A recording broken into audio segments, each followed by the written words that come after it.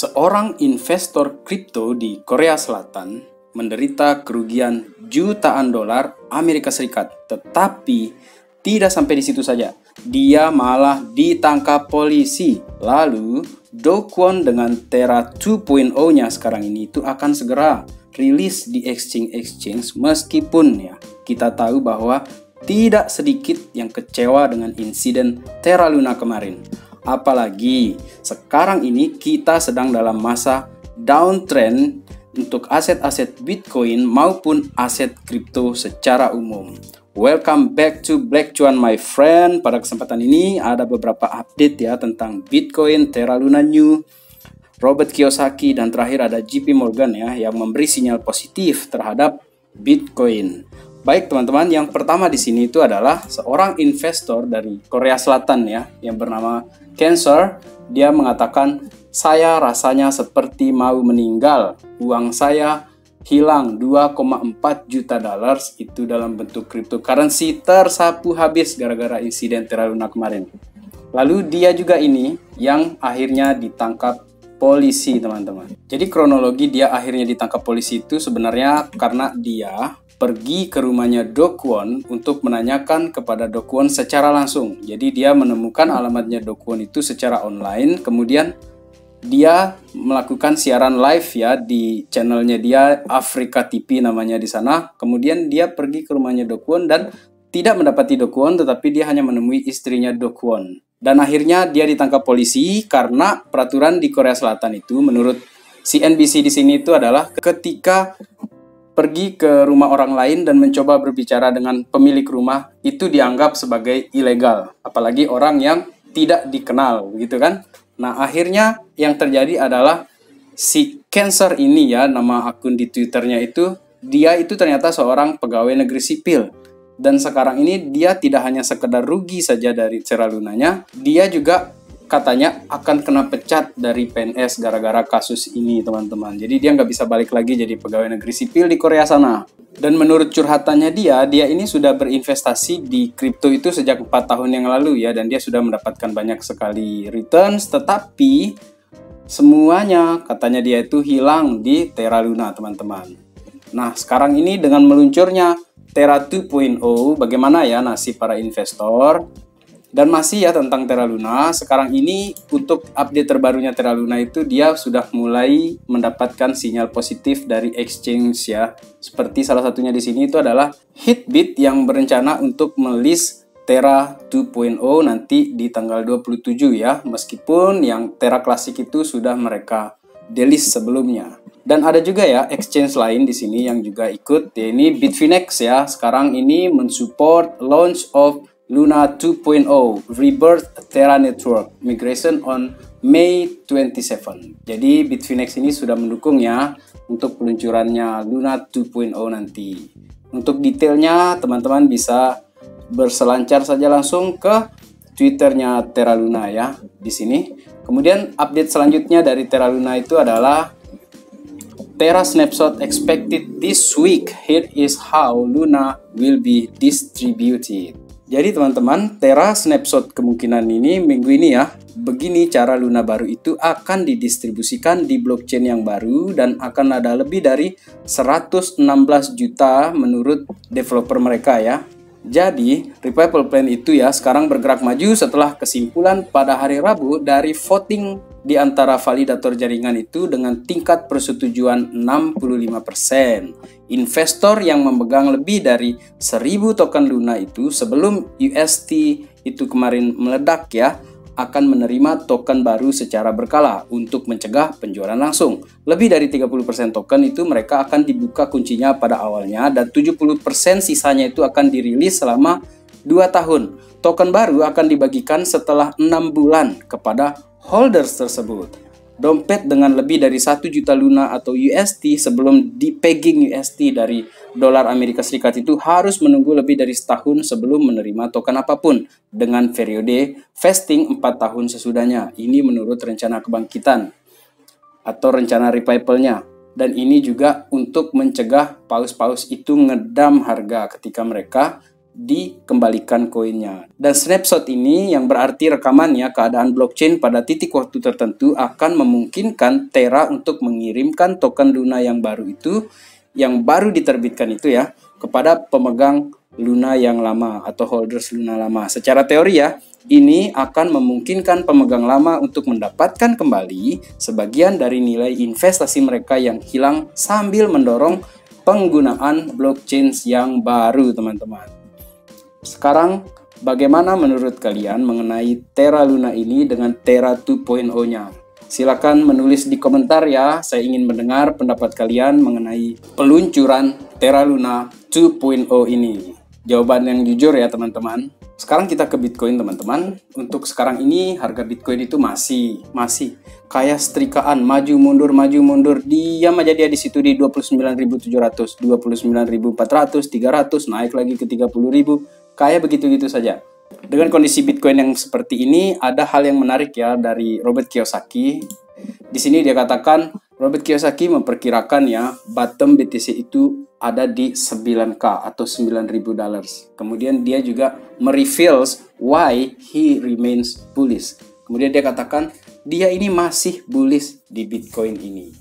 Ya, ini pertimbangannya dia itu adalah karena kita sekarang ini ya teman-teman itu masih dalam kondisi dibayang-bayangi oleh kejadiannya perang Rusia, inflasi, resesi, kemudian ditambah lagi dengan kenaikan suku bunga The Fed, dan The Fed ini semakin hari makin aja dia kasih berita yang belum jelas gitu. Kalau dia jelaskan aja langsung naik udah gitu kan, ketimbang dia tahan-tahan, dia sekali hawkish, dia sekali dovish teman-teman. Dan dari tweet Robert Kiyosaki di sini juga ya, dia katakan bahwa dia tetap bullish untuk masa depannya Bitcoin dan dia menunggu untuk ada testing di bottom yang barunya Bitcoin barangkali di 20K, 14K, 11K, 9K bahkan. Dan kenapa dia masih bullish? Dia katakan karena the Fed and Treasury are corrupt organization. Dia katakan karena dia mencium ada bau-bau korupsi di sana. Kemudian dia mengatakan bahwa mereka sedang melakukan penghancuran diri sendiri kayak gitulah, karena sistem korupsi itu kan menghancurkan diri sendiri dari dalam itu teman-teman. Menurut kalian ini teman-teman dari pandangannya Robert Kiyosaki ini, oke lah dia menyebarkan fear ya di sini, tetapi menurut saya apa yang dilakukan oleh dia ini itu adalah sebuah visi jauh ke depan ya, bahwa Bitcoin ini tidak akan pergi kemana-mana, dia akan tetap naik menurut Robert Kiyosaki meskipun ditekan habis-habisan. Dan ketika dia ditekan, itulah kesempatan untuk kita membeli Bitcoin menurut Robert Kiyosaki ya teman-teman. Kita lanjutkan sekarang ini ke technical analisisnya Bitcoin menurut Cointelegraph di sini. Extreme fears masih mencengkram harga Bitcoin, tetapi analis itu ada yang memberi tanda bahwa akan ada pembalikan harga untuk di Bitcoin ini teman-teman. Yang pertama itu adalah dari data Fear and Greed Index ya, dari Alternative Me, diambil oleh Cointelegraph di sini ya. Dan sekarang ini kita sudah berada di bottom lagi nih, di area bawah 10 ya. Bahkan kita main di area 10 di sini. Dan apa yang terjadi di sini secara historis ya, begitu kita menyentuh di area 10 bahkan di bawah 10 itu dia terjadi kenaikan harga. Nah, apakah pada kali ini itu kita akan mengalami hal yang serupa? Karena kita ini sudah terlalu lama ini di sini. Dan saya kira kita mungkin akan melihat relief ya untuk Bitcoin ini, relief bullish lah untuk Bitcoin ini sebentar lagi. Kemudian yang selanjutnya itu ada analisa dari Michael van de Vogt ya. Dia mengatakan bahwa paus ini sedang mengakumulasi Bitcoin untuk mencapai $30.000. Jadi menurut Van de Vogt ya, Bitcoin ini ya, jika dia berhasil dari harga 29.400-an ini itu dan dia mencoba untuk menembus resisten berikutnya itu ya, maka kita kemungkinan akan melihat harga Bitcoin itu nanti itu bisa sampai di 32.800. Kemudian satu hal yang menarik untuk dicatat ya pada tingkat harga ini untuk sementara itu berada pada sentimen yang dominan extreme fear. Jadi menurut data sentimen itu menunjukkan bahwa dompet paus atau walletnya paus itu ya sudah melakukan akumulasi atau dia mencuri-curi kesempatan melakukan akumulasi beberapa Bitcoin itu di harga yang bagus sekali ini di kisaran 28.000, 29.000. Dan masih dari sentimen teman-teman, di halaman berita yang sama dia menampilkan sebuah data on-chain dan dia katakan di sini bahwa ketika Bitcoin terus saja berada di area 29.000-an itu ya, maka terjadi jumlah alamat paus yang menampung sekitar 100 sampai 1000 BTC itu ya terus meningkat bahkan setelah terjadinya dump besar-besaran di akhir Januari lalu. Jadi secara historis mereka ini melihat korelasi antara harga dan kuantitas alamat pada tingkat ini. Jadi menurut kalian ini apa yang akan terjadi pada pasar Bitcoin selanjutnya teman-teman? Karena kalau saya lihat ini paus malah melakukan akumulasi sekarang ini, atau mereka sukses ya bikin kita ketakutan selama ini sehingga kita mulai panik jual barang dan akhirnya mereka beli Bitcoin itu dengan harga murah teman-teman. Dan supaya imbang berita kali ini ada juga dari Reg Capital ya, yang tanpa kita menutup mata mengenai kita bullish terus-terusan juga tidak baik seperti itu, kita juga harus imbang ya. Di sini katanya Reg Capital itu price could still pull back to $22,500. Jadi dia katakan ada kemungkinan juga ini Bitcoin bisa turun sampai ke 22.500. Seperti di chart ini dia katakan ya, perspektif makro ya tentang bagaimana price actionnya Bitcoin itu setelah muncul death cross itu ya, ditampilkan oleh Reg Capital di Twitter, kemudian yang dia posting juga di Twitter ya, dan menguraikan apa yang diharapkan jika kecenderungan harga secara historis itu terkait dengan BTC death cross itu terulang. Apakah dia akan mantulkah di sini di level ini, atau dia akan terus saja turun ke sini, kemudian setelah itu dia tembus lagi ke bawah, atau dia mantul, nanti kita lihat teman-teman. Dan selanjutnya untuk update Bitcoin ya, ada perkembangan terbaru ini dari JP Morgan ya. Seperti kita tahu ini Birch ini menampilkan sebuah postingan ya. Di tahun 2017 JP Morgan itu CEO-nya yang bernama Jamie Dimon itu mengatakan bahwa Bitcoin itu adalah fraud dan itu akan meledak kapan saja, blow up kapan saja, nggak jelas barang itu katanya dia. Tetapi coba lihat bagaimana yang terjadi sekarang ini. JP Morgan, Bitcoin and crypto are now our preferred alternative assets. Jadi sekarang itu Bitcoin dan crypto ya secara umum itu merupakan pilihan alternatif untuk aset mereka yang ditawarkan kepada konsumen-konsumennya di bank JP Morgan itu ya. Dan meskipun begitu ya, JP Morgan ini sekarang juga menampilkan insight-nya dia mengenai Bitcoin bahwa ya yang lebih fair Bitcoin ini bisa akan ke $38.000 ya. Itu dideklarasikan oleh mereka.